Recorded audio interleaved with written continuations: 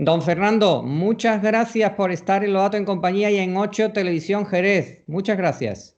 Oh, para mí es el agradecimiento, yo soy el agradecido porque me posibilita entrar en contacto con una provincia que yo quiero tanto, porque la he visitado muchas veces, y con multitud de lectores que me consta en Belén desde hace pues 30 o 40 años. Nosotros le hemos presentado como un maravilloso divulgador de la cultura e historiador, aparte de formador, profesor universitario y 2000 cualidades más.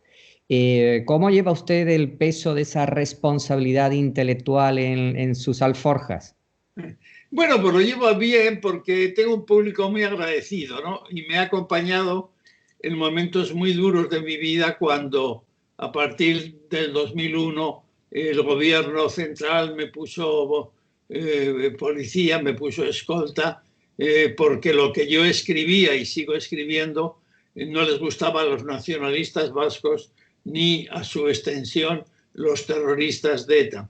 Y el público me ha acompañado y me estaba demostrando que me agradecía mucho esa labor que yo estaba haciendo en beneficio de una España abierta, de una España hermosa, de una España que compartíamos todos. Como dice usted muy bien, sí es una gran responsabilidad saber que muchos tienen una idea de España por lo que yo he escrito, ya desde mi breve historia de España, pasando por perdedores de la historia de España, los mitos de la historia de España, o esa serie de obras para adolescentes, mi pequeña historia del mundo, mi pequeña historia de los exploradores, y esos momentos emocionantes de la historia de España que, como digo, han acompañado a adolescentes en sus épocas de 13 a 16 años. Por eso yo creo que a mí la historia me ha dado mucho. La historia me ha dado esa tranquilidad y también pues ha exigido de mí ese sacrificio de estar durante 12 años con escolta policial.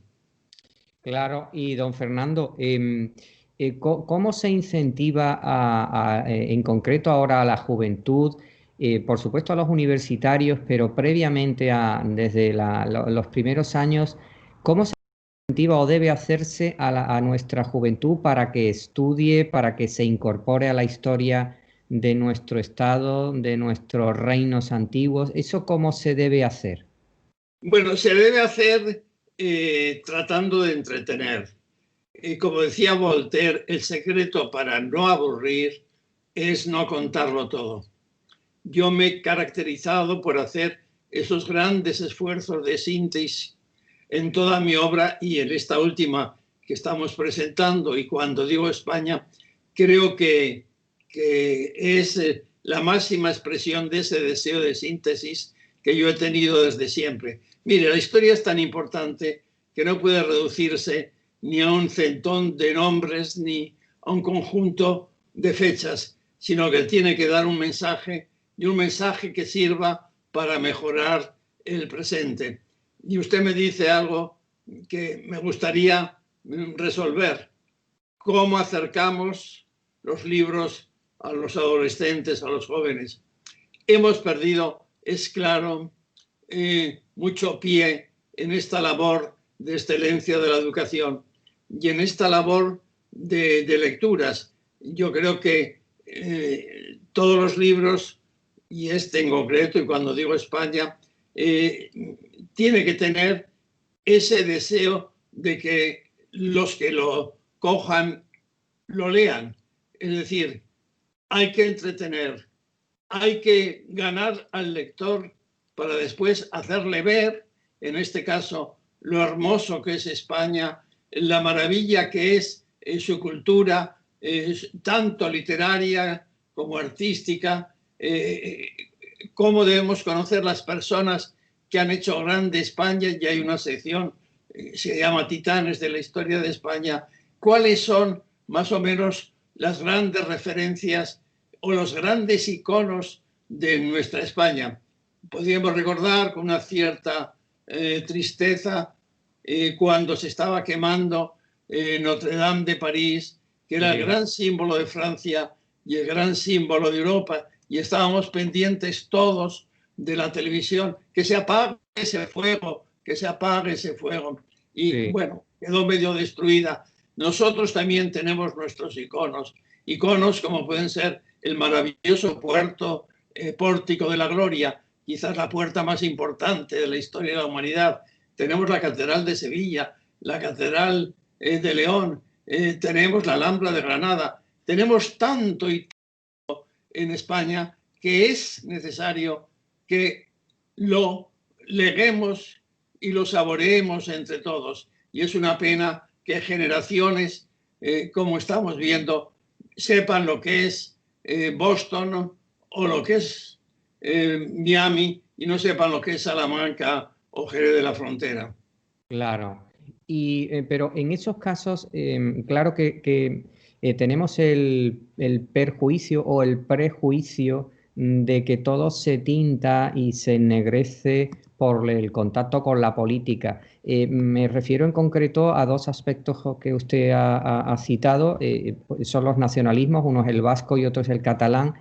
En cuanto a la visión de España, ¿qué proporción hay de desconocimiento y qué proporción hay de mala fe, don Fernando?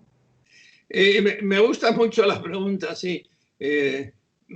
Yo distinguiría que hay una grandísima mala fe en todos los nacionalismos. ¿Por qué?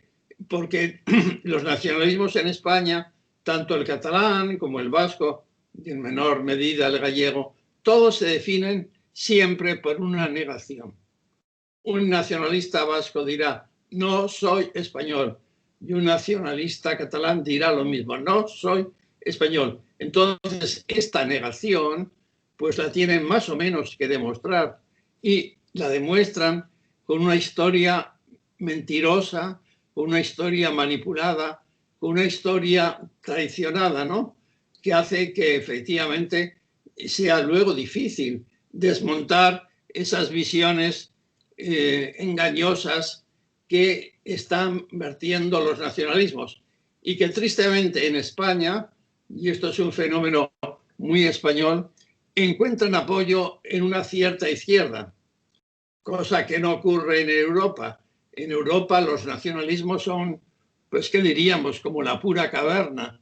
Y en cambio en España, por el apoyo de la izquierda, les dan un aire de respetabilidad que no tienen en otras partes de Europa. Y al mismo tiempo, como usted me preguntaba, mala fe y también ignorancia. Se ha perdido mucha cultura de España y cultura general en los últimos años y quizás hemos privado de la enseñanza secundaria y del bachiller, por ejemplo, hemos privado eso que era tan importante, que era el esfuerzo, que era el estímulo. Y quizás ahora vamos demasiado a lo más cómodo, teniendo en cuenta también que el libro ha podido resentirse del aumento de las redes sociales, de los vídeos, ha podido resentirse también de toda la cultura que viene por la televisión, que no es mucha, o por otros medios audiovisuales.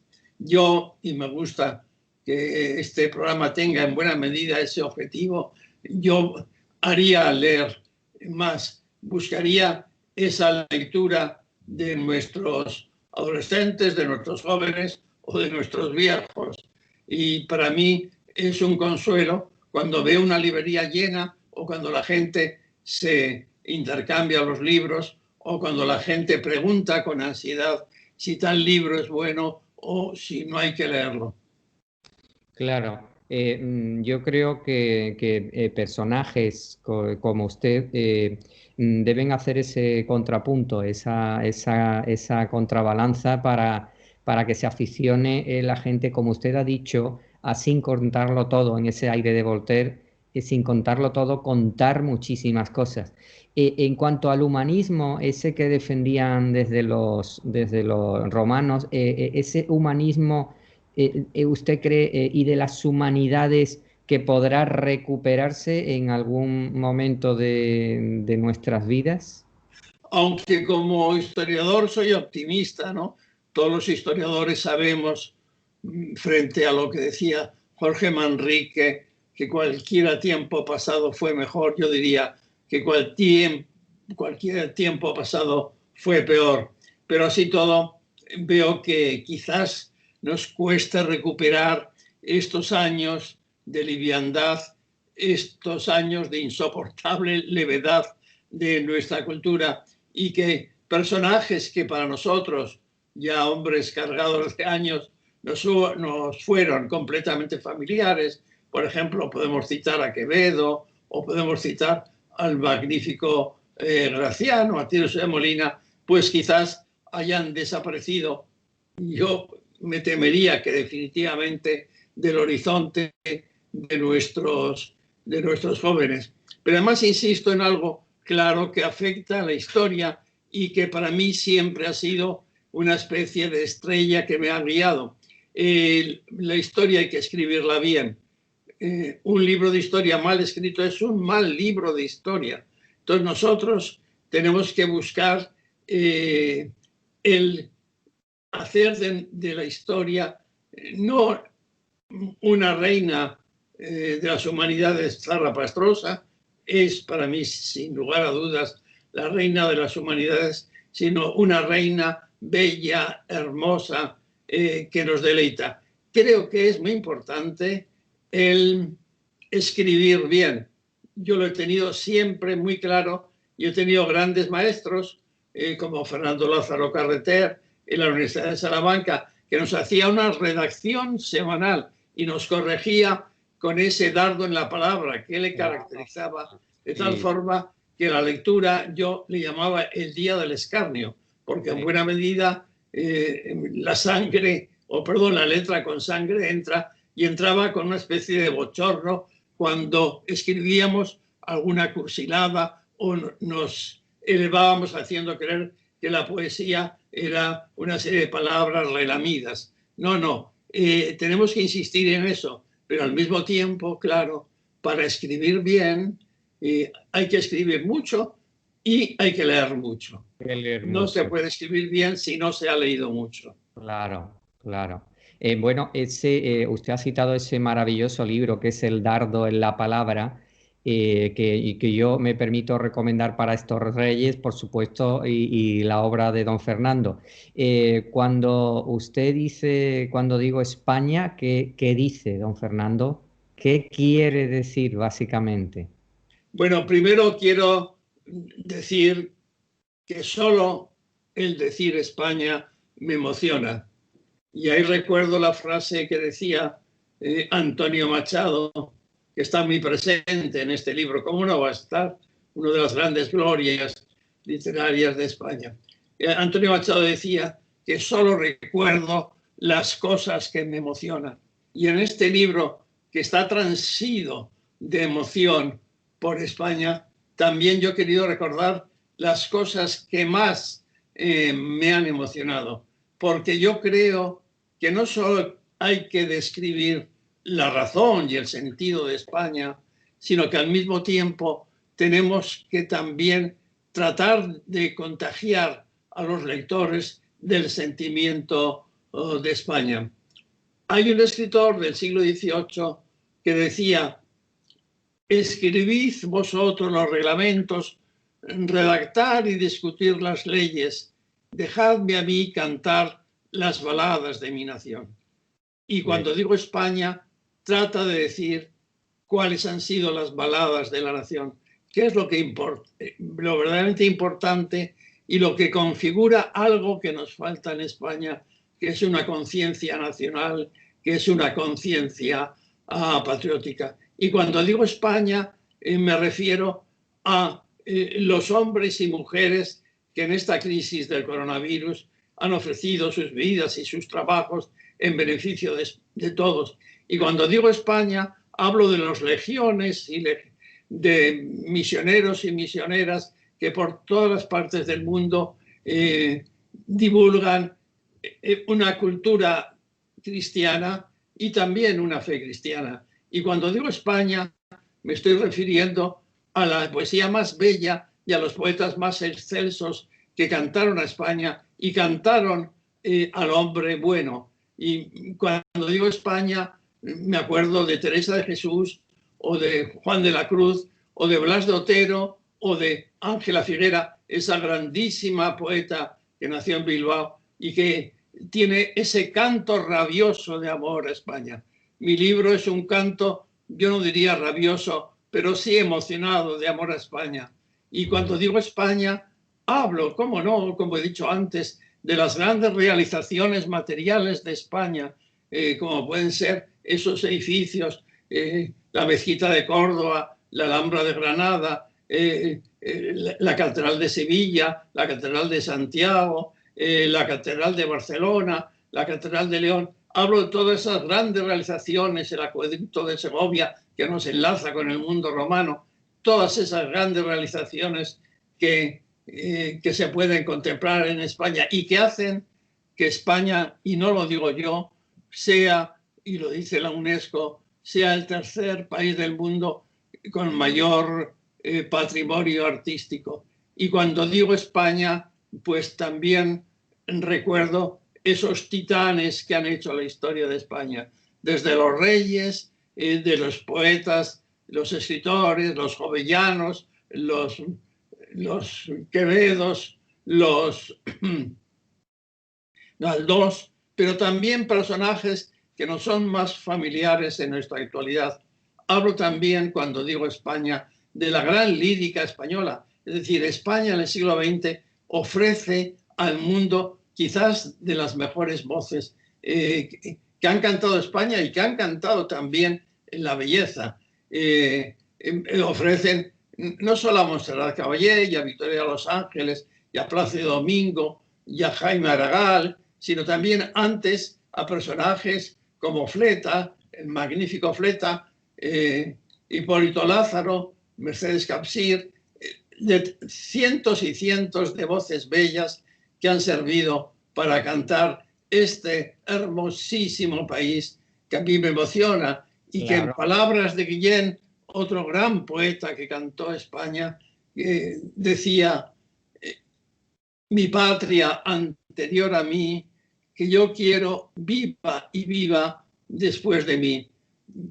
Este libro entiendo que puede perpetuarse porque es una especie de vademecum, una especie de gran enciclopedia lírica y cuidada sobre lo que es España. Y España es Rafael Nadal, y España es Amancio Ortega, y España son las víctimas del terrorismo representadas por una mujer, Ana María Vidal Abarca. Todo eso compone este país que ha dejado un legado, y ahora quiero insistir en eso, un legado importantísimo a la humanidad, y que Europa y el mundo serían distintos sin esta España que yo he querido comunicar y transmitir a mis lectores y cuando digo España. España tiene esa lengua que es una lengua, yo diría, de ida y vuelta, es una lengua de la conquista, pero es una lengua de la emancipación, es una lengua del perdón de los pecados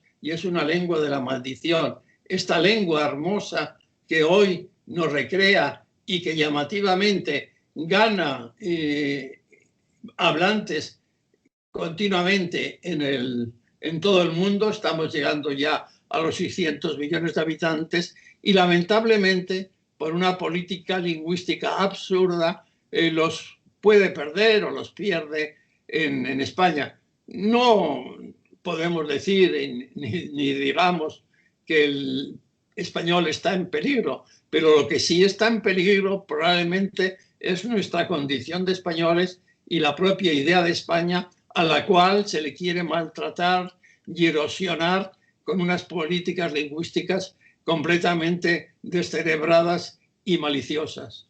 Don Fernando, la segunda frase del libro, y cuando digo España, es todo lo que hay que saber. Yo le pregunto a usted si eso es una invocación a que no nos podemos permitir el lujo de no saber determinadas cosas de esta España, de esta nación nuestra, don Fernando. Claro, efectivamente, eso es. Con eso quiero decir que todo lo que está en ese libro hay que saberlo. Quizás también se pueden aportar mayores conocimientos luego, pero nos tenemos que garantizar que en la condición de ser español esté lo que yo digo en ese libro, esté una breve historia de España o historia portátil de España, como yo la llamo, esté una reflexión sobre las aportaciones del alma, que esté en ella una aportación sobre nuestra gran lírica, nuestra gran literatura y nuestro gran pensamiento, que en lo que hay que saber está pues las grandes realizaciones materiales españolas. En lo que hay que saber está la conciencia de que tenemos unas ciudades maravillosas que son fenicias, que son griegas, que son romanas, que son musulmanas o son árabes, que son españolas, que son americanas. En la conciencia de todo lo que hay que saber está también pues las determinadas personas que nos hicieron más grandes y que nos hicieron más hermanos y que se integraron, hicieron que se integraran todas las tierras en lo que hoy llamamos España. Y están reyes como San Fernando, o está su hijo Alfonso X el Sabio, o están, como digo, Cervantes, o están Ignacio de Loyola con ese trabajo espiritual en pro, diríamos, de la dignidad del hombre, o está Teresa de Jesús, o está Juan de la Cruz, o están toda esa playa de personas, escritores, está también políticos como Antonio Cánovas del Castillo, al cual le podemos definir como el gran creador del Estado contemporáneo, ¿no? Entonces, todo eso hay que saberlo. El legado, lo que somos, lo que no podemos perder y algo muy importante que es lo que debemos transmitir a las generaciones siguientes. Nosotros hemos recibido ese legado y tenemos que también transmitirlo de una forma intacta a los que nos siguen. Hay un capítulo también, diríamos, de ciudades, patrimonio de la humanidad. Hay otro capítulo también. Yo en todos mis libros he buscado una cierta originalidad, algo que le distinguiera del libro anterior. Y en este caso he hecho esa especie de bibliografía comparada de una forma bastante heterodoxa. Cito un libro y doy una idea clara de lo que es. Pongo un ejemplo. Si cito la obra de Juan de Mariana, del jesuita Juan de Mariana, que pone límites a la autoridad regia, pues pongo que tiemblen los tiranos, ¿no? Porque él, en buena medida, está casi sosteniendo que aquel que se desvía del deseo y del objetivo de un monarca o de un jefe de Estado de extender y afirmar el bien común, bueno, pues en buena medida viene a decir que se le puede quitar de en medio, ¿no? Entonces, esta bibliografía comentada, también introduce un aspecto novedoso en este libro, y cuando digo España, que en buena medida, y ha pasado eso en su versión digital, casi ha sido publicado como 10 libros aparte, ¿no? Pero aparte de este, que está en todas las librerías en papel, y además con unos grabados maravillosos, más de 250, que acompañan a la palabra. Yo no creo del todo que una imagen vale más que 1000 palabras, pero lo que sí creo que una imagen puede potenciar y debe potenciar la palabra, como la música.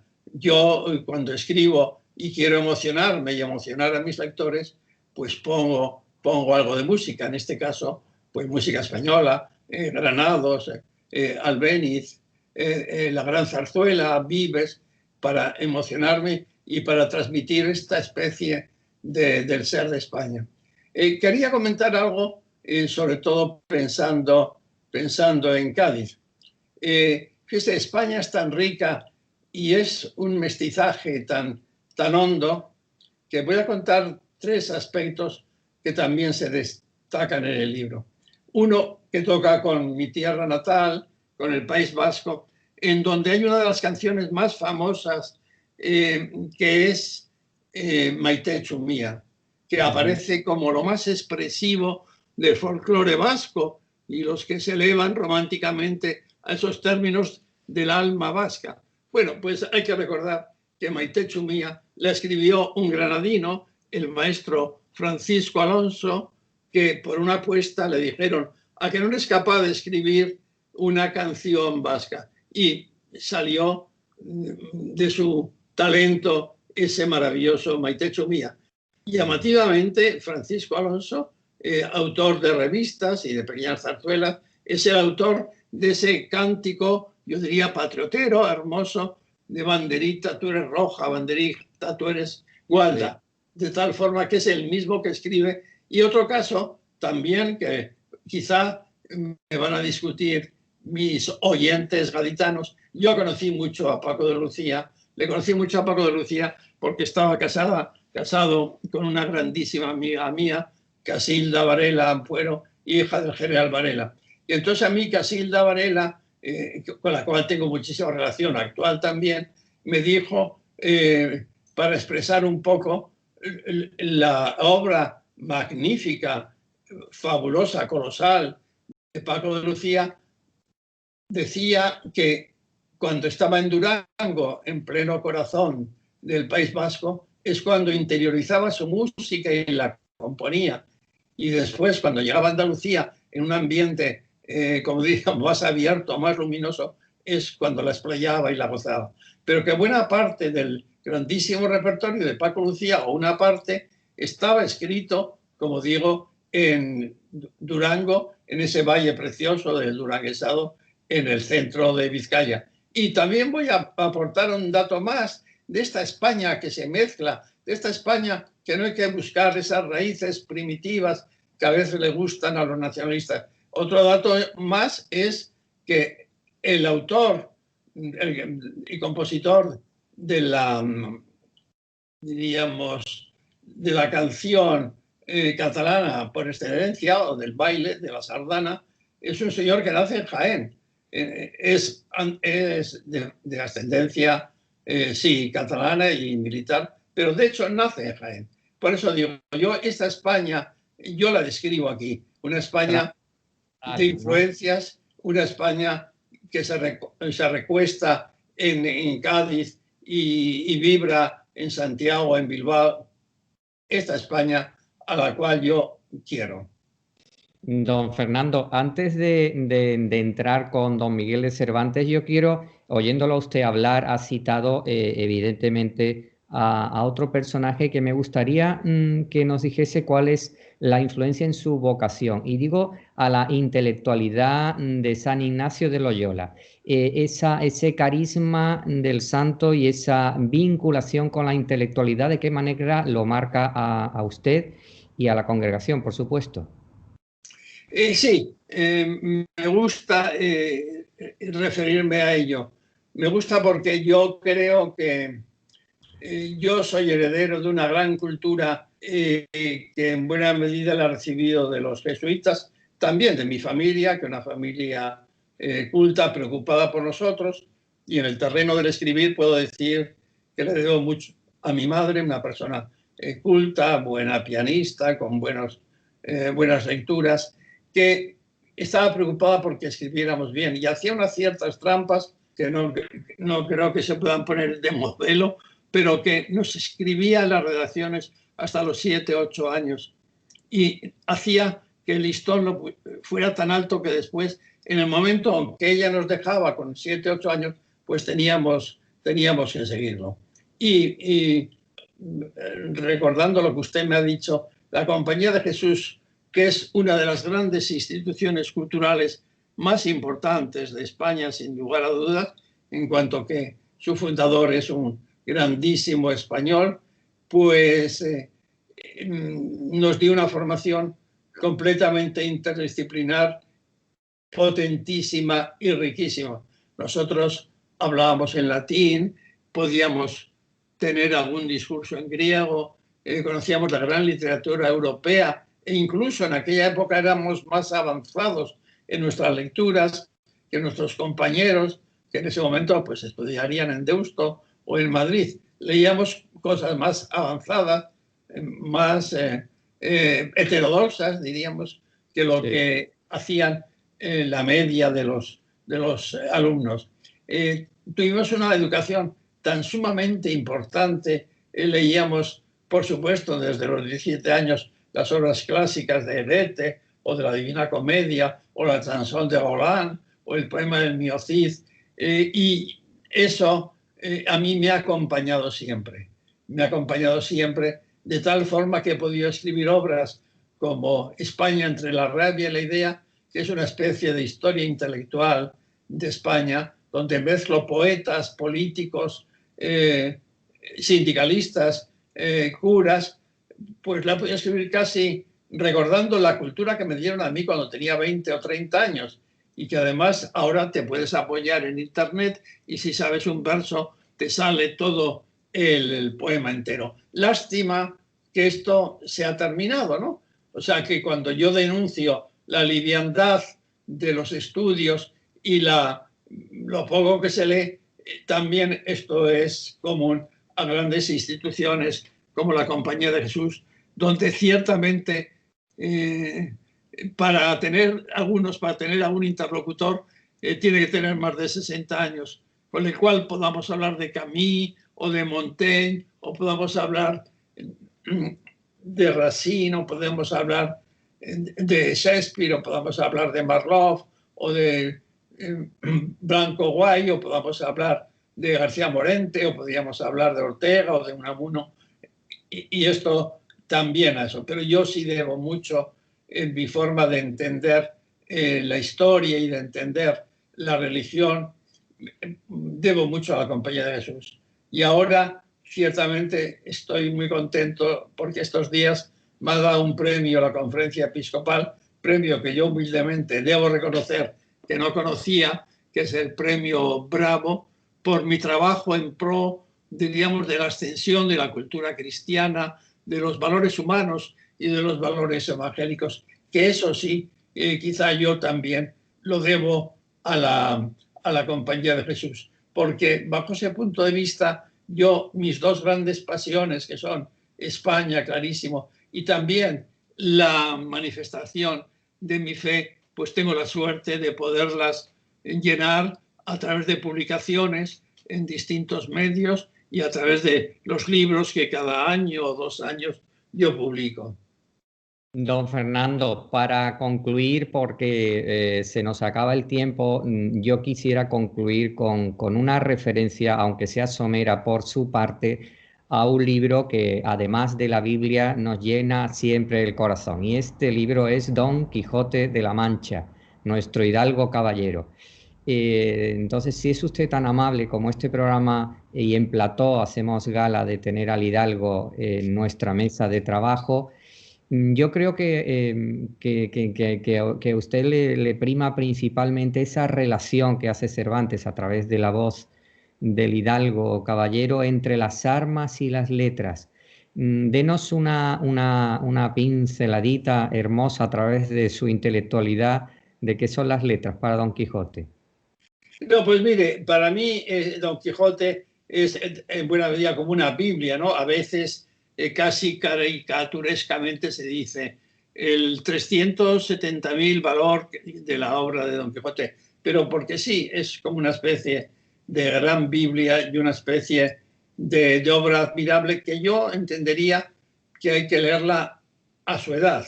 Es decir, quizás no se puede leer cuando una persona no está capacitada para ello y puede aborrecer el libro. Y en este libro, que efectivamente se contiene todo ese análisis de la naturaleza humana, del poder, de la pobreza, del talento o de la falta de talento. En esta obra, que además aparecen dos grandes mitos de la historia universal, que son Don Sancho y Don Quijote, y que nos recuerda que España y la lengua española es la lengua que más mitos ha creado en la historia de la humanidad, podemos recordarlo, el mito del Cid, podemos recordarlo convertido en mito, claro, podemos recordar la Celestina, que se escribe en 1500, podemos recordar Don Quijote y Sancho, podemos recordar esa obra grandiosa, tan importante también en la psiquiatría, que es Don Juan, el gran mito de Don Juan. Podemos recordar, bajo otro punto de vista, pues la Carmen, basada en la obra de Mérimée. O sea, que tenemos esos grandes mitos que hacen que nuestra lengua sea un poco la que más arquetipos haya podido crear. Bueno, pues yo de esta obra, que la conozco, bueno, más o menos bien y que me emociona, y a mí sí me encanta ese discurso, llamaríamos de la edad de oro, dichosa edad y siglos dichosos, aquellos a quien los antiguos pusieron nombre de dorados, y no porque en ellos el oro que en nuestra edad de hierro tanto se persigue, sino que se llamaron de oro porque en esos siglos nadie se preocupaba por amasar fortunas, nadie se preocupaba por lo mío y lo tuyo, sino que en buena medida todo era de todos. Entonces, este siglo de oro que él canta es el que nos podría a nosotros también servir como ejemplo en un momento en que España está pasando por estos terribles azotes procedentes de la crisis sanitaria, en el que muchísimas de nuestras personas que queremos se ve que casi no pueden vivir, y que para mí me resulta escandaloso por parte del gobierno que encima, en una época en la que gente que nosotros conocemos y estamos viendo, les vemos en las colas del hambre, en las colas donde se reparte la comida gratuita, casi siempre por instituciones de caridad de la Iglesia, que en ese momento el gobierno multiplique los ministerios, multiplique los asesores, gaste grandísimas fortunas en eso, en vez de resolver en la medida que pudiera estos problemas verdaderamente de hambre que padecemos, o que padecen, perdón, muchísimos españoles. Pues yo también, mi recuerdo en este libro también está con ellos, porque yo sí vivo tristemente esa condición humana, la condición humana universal que Jesús en buena medida sirvió para crear esta civilización occidental que se caracteriza, en buena medida se cumpla o no, por la preocupación por el hombre, por la defensa de su dignidad, por la defensa de los derechos y de sus libertades. También en este libro yo he querido recoger, basándonos en grandes textos literarios, esa España que yo amo y que está en la línea de la defensa de los derechos y la defensa de las libertades. Y yo voy a terminar, por lo menos este trozo, diciendo y recordando quién hizo Trento. Pues buena parte de Trento, en donde se afirma la libertad del hombre frente a la omnipotencia de Dios, el hombre sigue siendo libre, pues fueron muchos teólogos españoles. ¿Cómo no recordar en esa línea la Escuela de Salamanca, encabezada por Francisco de Vitoria, que llega a la cátedra de Salamanca en 1526 y le siguen pues Juan de Mariana, Soto, tiene la gran expresión literaria en Fray Luis de León, y que yo suelo decir que es la escuela cultural más importante de la historia de la humanidad, cuyas consecuencias en el derecho internacional, en el derecho de gentes, en los derechos humanos, fueron sacadas casi siempre por autores extranjeros. Pues a esa España que yo amo y que quiero transmitir con emoción, pues es la que yo he querido presentar para mis amigos, fundamentalmente de la zona de la provincia de Cádiz, con enorme cariño y enorme admiración también por ser una tierra históricamente tan importante y estéticamente tan admirable.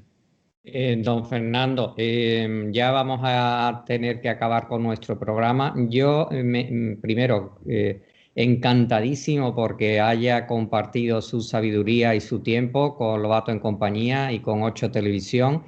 Invitarle para que cuando esté por Jerez de la Frontera podamos hacer otro ratito de charla, pero sentados en el plató, para que a través de esa inmediación nuestros amigos y amigas de la tele también disfruten con usted. Así que emplazándole para brindar con estos vinos de la tierra por la salud de España, muchísimas gracias, don Fernando. Muchísimas gracias a ustedes, porque sin ustedes no hubiera podido predicar mi amor y mi admiración por España. Muchísimas gracias. Hasta siempre, don Fernando, y mucho éxito. Y se lo pediremos a que nuestros niños, niñas, digo, de cualquier edad, tengan de los Reyes Magos este maravilloso libro suyo. Encantado, encantado. Muy bien. Bueno, un Muchísimas abrazo. gracias. Un Ha quedado abrazo. bien la imagen y eso que yo estaba